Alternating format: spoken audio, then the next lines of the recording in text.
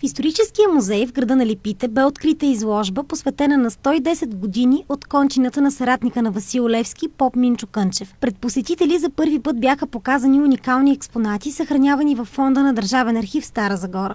Снощи бе открита веществено-документална изложба, посветена на поп Минчо Кънчев, забележителен деец на национално-освободителното движение, съратник на Левски, народен будител и автор на една от последните български илюстровани ръкописни книги «Видрица». Пред посетителите бяха изложени оригиналните експонати от музейната сбирка поп Минчо Кънчев в село Коларово.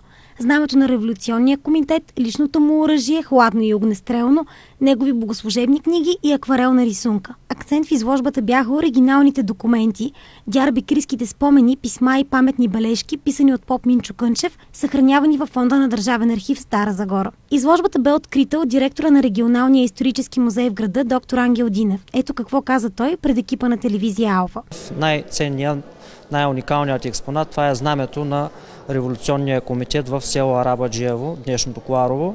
Революционен комитет, чието председател е поп Минчо Кънчев, и революционен комитет, който е създаден от апостола на свободата Васил Левски. Неповторима реликва, до която всеки истински българин, който е запазил в себе си родолюбивото чувство, патриотизма, обичта към България, към своята история, е хубаво да се докосне. Дори един поглед ще му остане за цял живот в съзнанието и в сърцето, и той ще се почувства, според мен, по-силен, по-истински българин. Пред камерата на телевизия Алфа застана и известният историк Нейчо Кънев. Първият човек докоснал се до оригиналните документи, оставени от поп Минчо Кънчев още през 1970 година. Той стои пред нас величествен и непоклатим, защото неговите заслуги са огромни.